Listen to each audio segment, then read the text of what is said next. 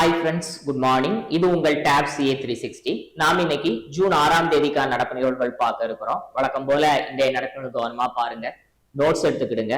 ஈவினிங்ல நடைபெறக்கூடிய டெய்லி கண்டெஸ்ட்ல மறக்காம கலந்துக்கிடுங்க. தேர்வானது டெலகிராம் ஆப்ல நம்மளுடைய டேப் IAS அகாடமி மற்றும் டேப் CA 360 ஆகிய இரு சேனல்கள் நடைபெறும்.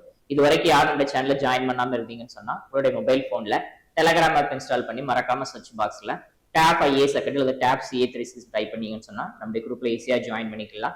கன்னட பேஸ் தேர்வு மட்டும் இல்லாம நம்ம அகாடமி சார்பில் நடத்தப்படக்கூடிய இதர தேர்வுகளையும் இதர தகவல்களையும் நீங்க தெரிந்து கொள்ளலாம். ரைட், நாம் இந்திய நடப்பு நிகழ்வுகள்ல முதல்ல பார்க்கக்கூடிய புத்துணர்ச்சி வாக்கியம் பாத்தீங்க அப்படின்னு சொன்னா, கடந்து போனதை சிந்திக்காதீர்கள், இன்னும் கடக்க வேண்டிய விஷயங்களை சிந்தியுங்கள். சரிங்களா? அதாவது நம்ம செல்லக்கூடிய பாதையில ஒரு சில நேரங்களில் தவறுகள் நடக்கலாம், தோல்விகள் ஏற்படலாம். அதையே நினைச்சிட்டு நம்ம என்ன பண்ணிக்கிட்டு கூடாதுன்னு சொன்னா அந்த இடத்துல நம்ம நின்று விடக்கூடாது. அதை கடந்து நம்ம அதுக்கடுத்து நம்ம அடுத்த லெவலுக்கு நம்ம என்ன பண்ண அப்படின்னு சொன்னா செல்லணும். அதற்கு நம்ம தயாராகணும். அதற்கு நம்ம தன்னம்பிக்கையோட தொடர்ந்து என்ன செய்யணும் சொன்னா முயற்சி செஞ்சு உழைக்கணும். அப்படி நம்ம தொடர்ந்து போய்கிட்டே இருந்தோம் அப்படின்னு சொன்னா கண்டிப்பாக ஒரு நாள் வெற்றியாளர்களாக மாறும். சரிங்களா? பாருங்க, கடந்து போனதை சிந்திக்காதீர்கள், இன்னும் கடக்க வேண்டிய விஷயங்களை சிந்தியுங்கள். சரிங்களா? ரைட், நாம் இந்த நடப்பு நிகழ்வுகள்ல முதல்ல பகுதி தகவல் பார்த்தீங்கன்னு சொன்னா ஜூன் 6ஆம் தேதி அனுசரிக்கப்படக்கூடிய தினம் ஒண்ணு பாக்குறோம். என்ன தினம் அப்படின்னு சொன்னா வேர்ல்டு பெஸ்ட் டே அப்படின்பாங்க. உலக பூச்சிகளுக்கான தினம். சரிங்களா? அதாவது இந்த உலகத்துல பல்வேறு உயிரினங்கள் உருவாக்கப்பட்டிருக்குது, படைக்கப்பட்டிருக்குது. அந்த அடிப்படையில பார்க்கும்போது பாத்தீங்க அப்படின்னு சொன்னா பூச்சியினங்கள், ஏகப்பட்ட பூச்சியினங்கள் இருக்குது.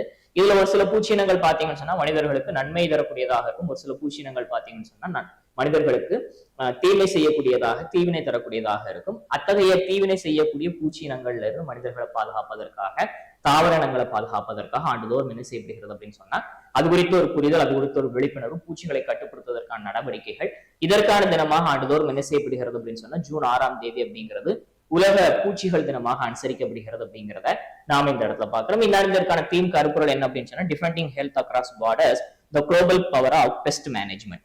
எல்லைகளை கடந்து ஆரோக்கியத்தை பாதுகாத்தல், பூச்சி கட்டுப்பாட்டின் உலகளாவிய ஆற்றல் அப்படிங்கிறது இந்த இதற்கான கருப்பொருளாக அமைந்திருக்கிறது அப்படிங்கிறத நாம இந்த இடத்துல பார்க்கணும். சரிங்களா?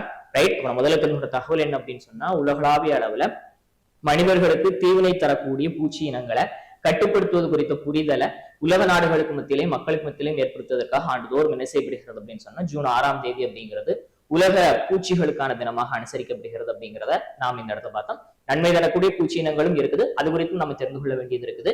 அந்த அடிப்படையில் இதற்கான தீம் பாத்தீங்க அப்படின்னு சொன்னா defending health across borders, the global power of pest management. சரிங்களா? அடுத்தாம் பகுதி தகவல் பாத்தீங்க அப்படின்னு சொன்னா இதே ஜூன் 6ஆம் தேதி ரஷ்யன் லாங்குவேஜ் டே அனுசரிக்கப்படுகிறது. உலகளாவிய அளவில் அதிகமான மக்களால் பேசக்கூடிய மொழிகள்ல ஒன்றாகும், ஐநாவினுடைய அலுவலக மொழிகள்ல ஒன்றாகும் பாத்தீங்கன்னு சொன்னா ரஷ்ய மொழி விளங்குகிறது. அத்தகைய ரஷ்ய மொழியினுடைய பாரம்பரிய கலாச்சார விஷயங்களை உலகத்தினுடைய இதர பகுதியில் இருக்கக்கூடிய மக்களும் கொண்டு போய் சேர்ப்பதற்காக என்ன செய்யப்படுகிறது அப்படின்னு சொன்னா ஜூன் 6ஆம் தேதி ஐநா சார்பில் ரஷ்ய மொழிக்கான தினமாக அனுசரிக்கப்படுகிறது. குறிப்பா பாத்தீங்க அப்படின்னு சொன்னா ரஷ்ய எழுத்துலகில் ஒரு முக்கியமான ஆளுமை யார் அப்படின்னு சொன்னா அலெக்சாண்டர் புஷ்கின். அவருடைய பிறந்த தினத்தை சிறப்பு செய்வதற்காக, அதாவது நவீன ரஷ்ய வரலாற்றை, நவீன இலக்கியத்தை நம்ம எடுத்துக்கிட்டோம் அப்படின்னு சொன்னா அது ஒரு முக்கியமான ஆளுமை தான் யார் அப்படின்னு சொன்னா இந்த புஷ்கின். அவருடைய பிறந்தனத்தை சிறப்பு செய்வதற்காக என்ன செய்யப்படுகிறது சொன்னா ஆண்டுதோறும் அவருடைய பிறந்தனமான ஜூன் 6ஆம் தேதி ரஷ்ய மொழிக்கான தினமாக அனுசரிக்கப்படுகிறது அப்படிங்கிறத நாம் இந்த இடத்துல பார்க்கணும். சரிங்களா? ரைட், நமக்கு ஒரு தகவல் என்னன்னு சொன்னா உலகளாவிய அளவுல மக்களுக்கு மத்தியில ரஷ்ய மொழி குறித்த புரிதல் ஏற்படுத்துவதற்காக ரஷ்ய மொழியினுடைய பாரம்பரிய கலாச்சார விழுமியங்களை அனைத்து தரப்பட்ட மக்களுக்கு கொண்டு போய் சேர்ப்பதற்காக ஐநாவினுடைய அலுவலக மொழிகள்ல ஒன்றாக விளங்கக்கூடிய ரஷ்ய மொழிக்கான தினம் ஆண்டுதோறும் ஜூன் 6ஆம் தேதி அனுசரிக்கப்படுகிறது அப்படிங்கிறத பார்த்தோம். ரஷ்ய இலக்கிய உலகத்துல, நவீன இலக்கிய உலகத்துல ஒரு முக்கியமான எழுத்தாளுமை யார் அப்படின்னு சொன்னா அலெக்சாண்டர் புஷ்கின். அவருடைய பிறந்தனத்தை சிறப்பு செய்வதற்காக ஜூன் 6ஆம் தேதி அவருடைய பிறந்தனத்துல இந்த தினம் அனுசரிக்கப்படுகிறது அப்படிங்கிறது குறிப்பிடத்தக்கது. சரிங்களா? ரைட், அடுத்த பகுதி தகவல் பார்த்தீங்கன்னு சொன்னா தமிழ்நாடு சட்டப்பேரவையினுடைய முதலாவது பெண் செயலராக ஆர் சாந்தி அவர்கள் என்ன செஞ்சிருக்கிறாங்கன்னு சொன்னா நியமிக்கப்பட்டு பொறுப்பேற்றிருக்கிறாங்க அப்படிங்கிறத பார்க்கணும். சரிங்களா? அதாவது இதற்கு முன்னால பாத்தீங்கன்னு சொன்னா யார் இருந்தாங்கன்னு சொன்னா சீனிவாசன் அவர்கள் இருந்தாப்ல. சீனிவாசன் 2018 அவர் பொறுப்புக்கு வந்திருப்பார். 2023 வரைக்கும் ஒரு பொறுப்பு இருந்திருப்பாரு. அவர் கூடுதலாக ஒரு 3 ஆண்டுகள் அப்போதைய அரசாங்கம் என்ன பண்ணாங்க அப்படின்னு சொன்னா பதவி நீட்டிப்பு வழங்கியிருந்தாங்க.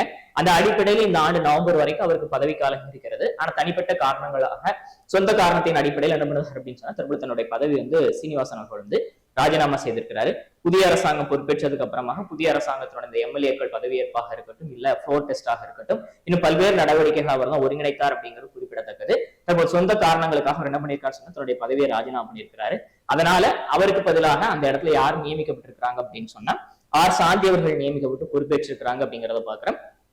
தமிழக சட்டப்பேரவை பொறுத்தவரைக்கும் ஆர் சாந்தி அவர்கள் பாத்தீங்கன்னு சொன்னா முதலாவது பெண் செயலர் அப்படிங்கிறது குறிப்பிடத்தக்கது. இவங்க 1992 வருஷம் பாத்தீங்க அப்படின்னு சொன்னா டிஎன்பிஎஸ்சி தேர்வு மூலமாக சட்டப்பேரவை வளாகத்துல அங்க இருக்கக்கூடிய அலுவலகத்துல பாத்தீங்கன்னு சொன்னா உதவியாளராக பணிக்கு சேர்ந்தாங்க. இன்னைக்கு ஒரு சிறப்பு அதிகாரி லெவல்ல, சிறப்பு செயலர் லெவல்ல அவங்க இருக்கிறாங்க. சமீபத்தில் நடைபெற்ற மாநிலங்களவை தேர்தல் அவங்க தான் நடத்தினாங்க அப்படிங்கிறது குறிப்பிடும்படியான விஷயம். அதற்கு பொறுப்பதிகாரியாக அவங்க நியமிக்கப்பட்டிருந்தாங்க. அந்த அடிப்படையில சட்டப்பேரவையில் ஒரு நீண்ட நெடிய அனுபவம் வாய்ந்த ஒரு நபராக யார் விளங்குறாங்க அப்படின்னு சொன்னா சாந்தி அவர்கள் விளங்குறாங்க. அவங்க தான் தற்பொழுது என்ன செய்யப்பட்டிருக்கிறாங்க சொன்னா தமிழ்நாடு சட்டப்பேரவையினுடைய முதலாவது பெண் செயலராக நியமிக்கப்பட்டு பொறுப்பேற்றிருக்கிறாங்க அப்படிங்கிறத நாம இந்த இடத்துல பார்க்கணும். சரிங்களா? ரைட். அப்ப நம்ம தகவல் என்ன அப்படின்னு சொன்னா தமிழ்நாடு சட்டப்பேரவையினுடைய செயலராக யார் இருந்தாங்க அப்படின்னு சொன்னா கி சீனிவாசன் இருந்தாப்ல. 2018 பொறுப்புக்கு வந்து 2023 வரை அவர் இருந்தாரு. 2023 அப்புறமா கூடுதலாக 3 ஆண்டுகளுக்கு பதவி நீட்டிப்பு வழங்கப்பட்டது. தற்பொழுது இன்னும் ஒரு சில மாதங்கள் இருக்கக்கூடிய நிலையில சொந்த காரணங்களுக்காக ஒரு ராஜினாமா செய்வதாக ஓய்வு பெறுவதாக அறிவிப்பு செஞ்சிருக்கிறார். இத்தகைய சூழ்நிலையில தான் பாத்தீங்கன்னு சொன்னா சட்டப்பேரவையில் நீண்ட நெடிய அனுபவம் வாய்ந்த சிறப்பு செயலராக இருக்கக்கூடிய ஆர் சாந்தி அவர்கள் வந்து தமிழ்நாடு சட்டப்பேரவையுடைய முதலாவது பெண் செயலராக நியமிக்கப்பட்டு பொறுப்பேற்றிருக்கிறாங்க அப்படிங்கிறத நாம் இந்த இடத்துல பார்க்கணும். சரிங்களா? அடுத்த தகவல் பாத்தீங்கன்னு சொன்னா முதலமைச்சராக விஜய் அவர்கள் பொறுப்பேற்றதுக்கு அப்புறமா அவருடைய தலைமையில முதலாவது அமைச்சரவை கூட்டம் நடைபெற்றது. சற்றேறக்குரிய 1 மணி நேரத்துக்கு மேல் நடைபெற்ற இந்த கூட்டத்துல அனைத்து அமைச்சர்களும் பங்கேற்றாங்க.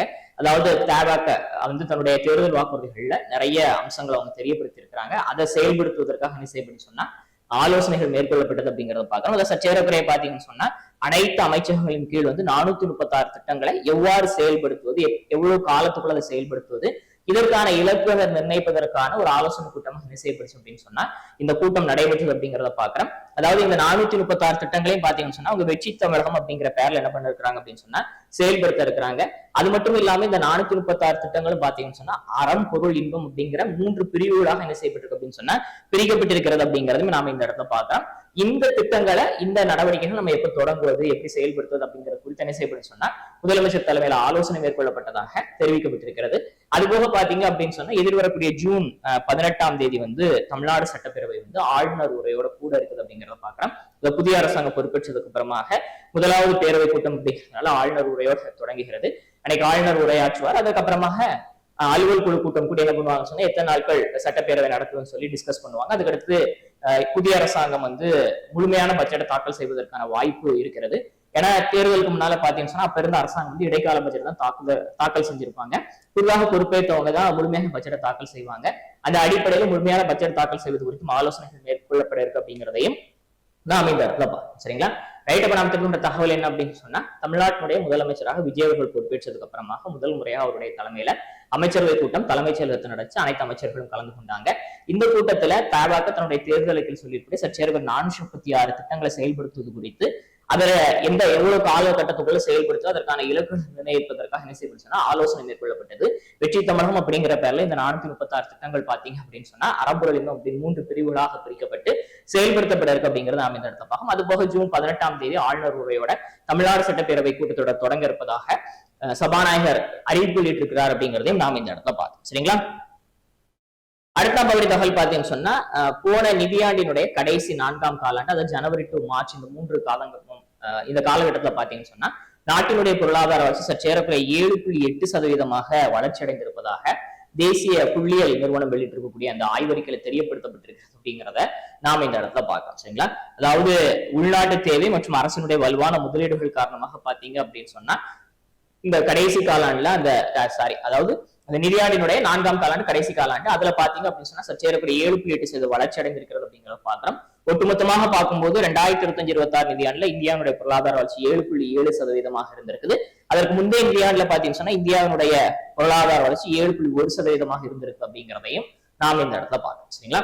ரைட். அவருக்கு தகவல் என்ன அப்படின்னு சொன்னா உள்நாட்டு தேவை மற்றும் அரசினுடைய வலுவான முதலீடுகள் காரணமாக கடந்த நிதியாண்டினுடைய கடைசி 4ஆம் காலாண்டுல, அதாவது ஜனவரி டு மார்ச் இந்த இடைப்பட்ட 3 மாத காலத்திற்கான பொருளாதார வளர்ச்சி இந்தியாவுடைய பொருளாதார வளர்ச்சி 7.8% இருந்தது அப்படிங்கிறத நம்ம பார்த்தோம். அது மட்டும் இல்லாம ஒட்டுமொத்தமாக அந்த நிதியாண்டுல ஒட்டுமொத்த பொருளாதார வளர்ச்சி 7.7%, அதற்கு முந்தைய நிதியாண்டுல பொருளாதார வளர்ச்சி 7.1% இருந்தது அப்படிங்கிறதையும் நாம இந்த இடத்துல பார்த்தோம். சரிங்களா?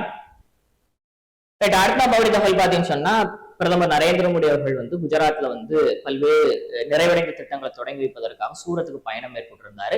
சற்றேறக்குறைய 18,800க்கும் மேற்பட்ட மதிப்பிலான திட்டங்கள் என்ன செய்யப்பட்டது அப்படின்னு சொன்னா இந்த வருகை என்பது பிரதமரால் தொடங்கி வைக்கப்பட்டிருக்குது.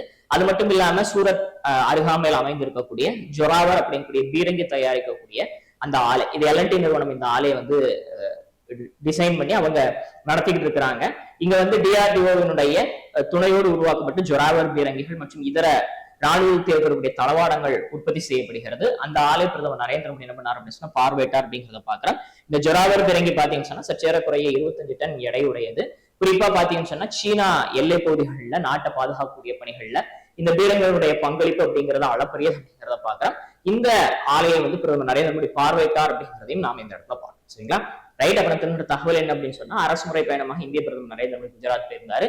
சூரத்தில் நடைபெற்ற நிகழ்வுகள்ல சற்றேறக்குறை 18,800 கோடிக்கும் மேற்பட்ட பல்வேறு வகையான நிறைவடைந்த வளர்ச்சி திட்டங்களை பிரதமர் நரேந்திர மோடி நாட்டுக்கு அர்ப்பணித்தாரு. அது மட்டும் இல்லாம சூரத் அருகாமையில் அமைந்திருக்கக்கூடிய ஜொராவர் பீரங்கி இது எல்என்டி நிறுவனம் நடத்துறாங்க.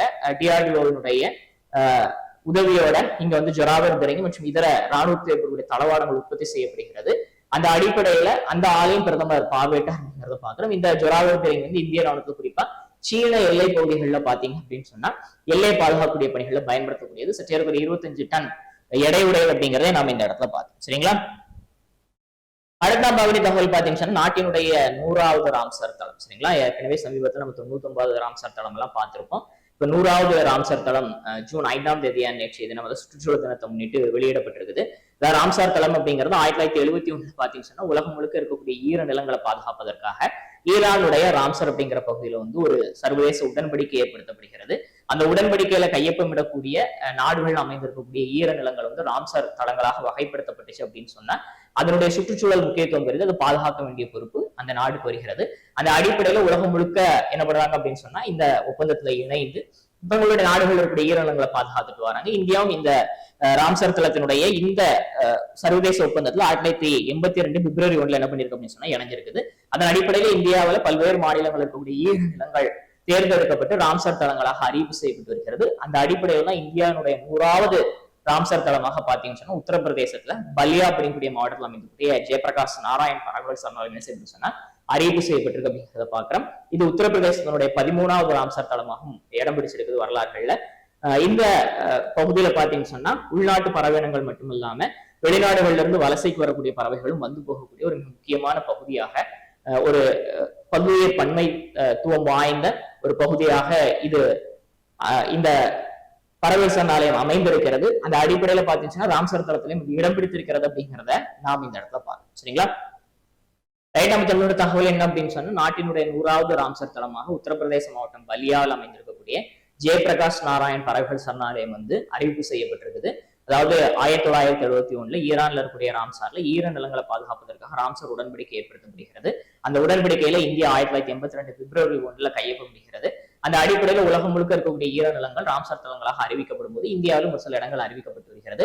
அந்த அடிப்படையில் இதுவரைக்கும் இந்தியாவில் 99 தளங்கள் பாத்தீங்கன்னா ராம்சர் தளங்களாக அறிவிக்கப்பட்டு தற்போது 100வது தளமாக இந்த உத்தரப்பிரதேசத்தினுடைய ஜெயபிரகாஷ் நாராயண் பறவைகள் சரணாலயம் அறிவிப்பு செய்யப்பட்டு உத்தரப்பிரதேசத்தினுடைய 13வது பறவைகள் சரணா அதாவது 13வது ராம்சர் தளமாகவும் வரலாறுகளில் இடம் பிடித்திருக்கிறது அப்படிங்கிறத நாம் இந்த இடத்துல பார்த்தோம். சரிங்களா?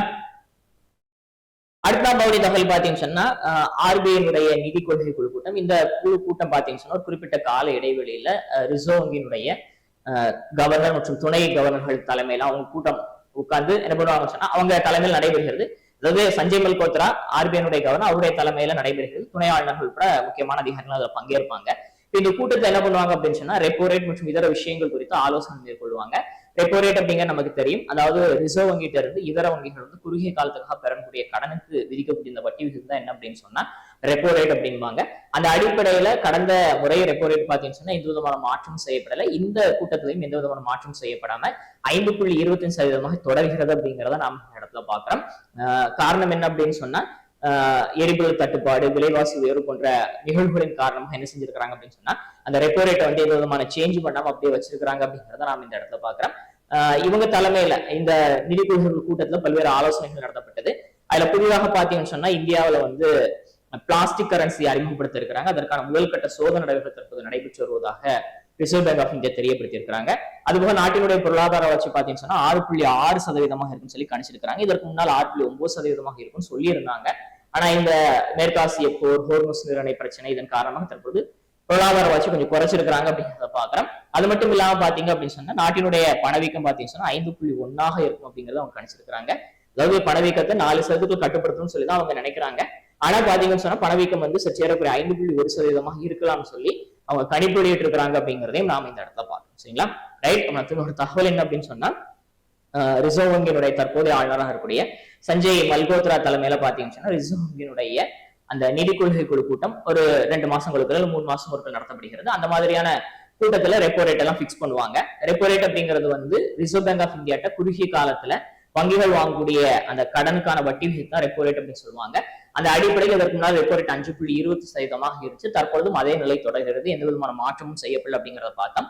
அடுத்து பணவீக்கம் பாத்தீங்க அப்படின்னு சொன்னா 5.1% இருக்கலாம்னு சொல்லி கணிச்சிருக்காங்க. அதே போல நாட்டினுடைய பொருளாதார வளர்ச்சி 6.6% இருக்குன்னு சொல்லி கணிச்சிருக்காங்க. இதற்கு நாள் 6.9% இருக்கும்னு கணிச்சிருந்ததை தற்போது என்ன பண்ணிருக்காங்க சொன்னா குறைச்சிருக்கிறாங்க அப்படிங்கறத நாம இந்த இடத்துல பார்த்தோம். சரிங்களா? ரைட். நம்ம ரீகேப் பார்க்க இருக்கிறோம். ஆரம்பத்துல என்ன பார்த்தோம் அப்படின்னு சொன்னா ஒவ்வொரு ஆண்டும் ஜூன் 6ஆம் தேதி உலகளாவிய அளவில் பார்த்தீங்கன்னு சொன்னா மனிதர்களுக்கு தீங்கு தரக்கூடிய மற்றும் நன்மை தரக்கூடிய பூச்சினங்கள் குறித்த ஒரு புரிதலை மக்கள் மத்தியில் ஏற்படுத்தணும் அப்படிங்கிறதுக்காக ஆண்டுதோறும் ஜூன் 6ஆம் தேதி உலக பூச்சிகள் தினமாக அனுசரிக்கப்படுகிறது அப்படிங்கிறத பார்த்தோம்.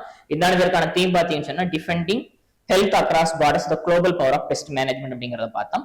அடுத்து ஐநாவினுடைய அலுவலக மொழிகளில் ஒன்றாம் உலகளாவிய அளவில் பலதரப்பட்ட மக்களால் பேசக்கூடிய முக்கியமான மொழிகளில் ஒன்றாக விளங்கக்கூடிய ரஷ்ய மொழியினுடைய பாரம்பரிய கலாச்சார விஷயங்களை உலக அளவில் கொண்டு போய் சேர்க்கணும் அப்படிங்கிறதுக்காக ஆண்டுதோறும் ஜூன் 6ஆம் தேதி ரஷ்ய எழுத்தாளர்கள்ல மிக முக்கியமான ஆளுமையான அலெக்சாண்டர் புஷ்கின் அவருடைய பிறந்த தினத்தை சிறப்பு செய்வதற்காக அந்த ஜூன் 6ல ரஷ்ய மொழி தினமாக அனுசரிக்கப்படுகிறது அப்படிங்கிறத பார்த்தோம்.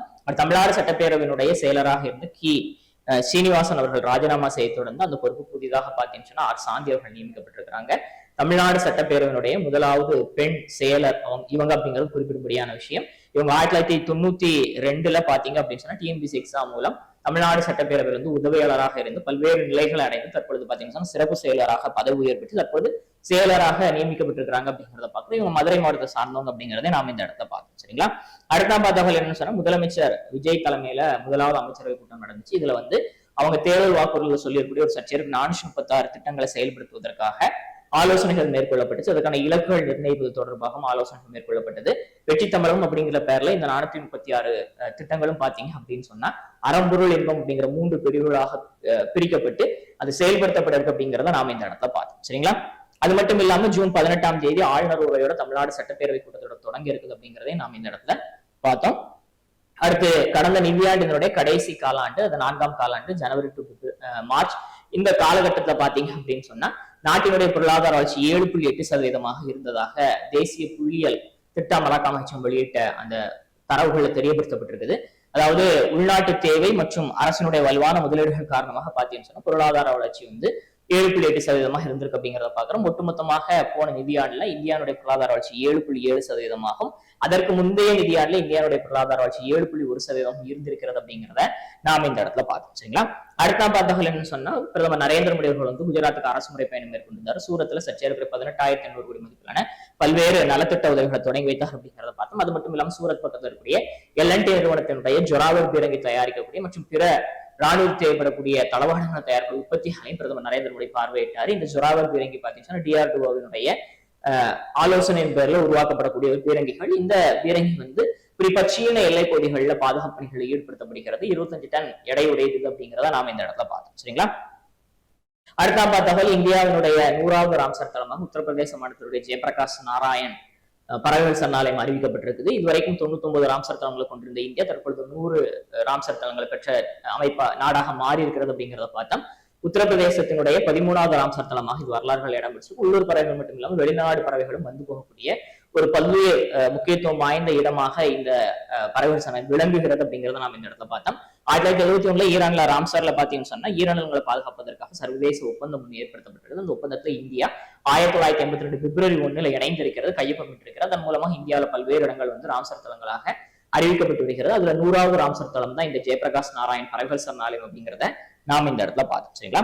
அடுத்த பார்த்தவர்கள் என்ன சொன்னா ரிசர்வ் வங்கியினுடைய தற்போதைய ஆளுநர்கள் சஞ்சய் மல்கோத்ரா தலைமையில ஆர்பிஐனுடைய நிதி கொள்கை குழு கூட்டம் நடைபெற்று இதுல ரெப்போ ரேட் எந்த விதமான மாற்றம் செய்யப்பட. ரெப்போ ரேட் அப்படிங்கிறது வங்கிகள் வந்து ரிசர்வ் பேங்க் ஆஃப் இந்தியாட்ட வாங்கக்கூடிய குறுகிய கால கடன்களுக்கு விதிக்கப்படக்கூடிய அந்த வட்டி விகிதம், அதற்கான வட்டி விகிதம் தான் ரெப்போ ரேட் சொல்லுவாங்க. ஏற்கனவே 5.20% தற்பொழுது மாற்றம் இல்லாம அதே 5.20% தொடர்கிறது அப்படிங்கிறத பார்த்தோம். அடுத்த நாட்டினுடைய நடப்பு நிதியாண்டு நாட்டுல பணவீக்கம் பார்த்தீங்கன்னு சொன்னா 5.1% இருக்குன்னு சொல்லி அவங்க கணிச்சிருக்காங்க ரிசர்வ் பேங்க் ஆஃப் இந்தியா. அது மட்டும் இல்லாம நாட்டினுடைய பொருளாதார வளர்ச்சி 6.6% நடப்பு நிதியாண்டுல இருக்குன்னு கணிச்சிருக்காங்க. ஏற்கனவே 6.9 சொல்லியிருந்தாங்க. இப்ப இந்த போர் மற்றும் இதர காரணங்களால என்ன பண்ணிருக்காங்க குறைச்சிருக்காங்க அப்படிங்கிறத பார்த்தோம். அடுத்து பாத்தீங்க அப்படின்னு சொன்னா புதிதாக பாலிமர் அதாவது பிளாஸ்டிக் கரன்சி விளைவுகள் தொடர்பான நிலை தற்பொழுது முதல் கட்ட சோதனைகள் இருப்பதை தெரியப்படுத்திருக்காங்க. கூடிய விரைவில் அறிமுகமாகும் அப்படிங்கிறதையும் தெரியப்படுத்திருக்கிறாங்க அப்படிங்கிறத நாம இந்த இடத்துல பார்த்தோம். சரிங்களா? இன்றைய நடப்பு நிகழ்வுகள் உங்களுக்கு பயனளிக்கக்கூடிய வகையில இருந்து நான் நினைக்கிறேன். இந்த வீடியோ உங்களுக்கு பிடிச்சிருன்னு சொன்னா லைக் பண்ணுங்க, ஷேர் பண்ணுங்க, சப்ஸ்கிரைப் பண்ணுங்க. மறக்காம ஈவினிங்ல நடைபெறக்கூடிய டெய்லி கண்டென்ட்ஸ்ல கலந்துக்கிடுங்க. மீண்டும் திங்கட்கிழமை சந்திப்போம். தேங்க்யூ.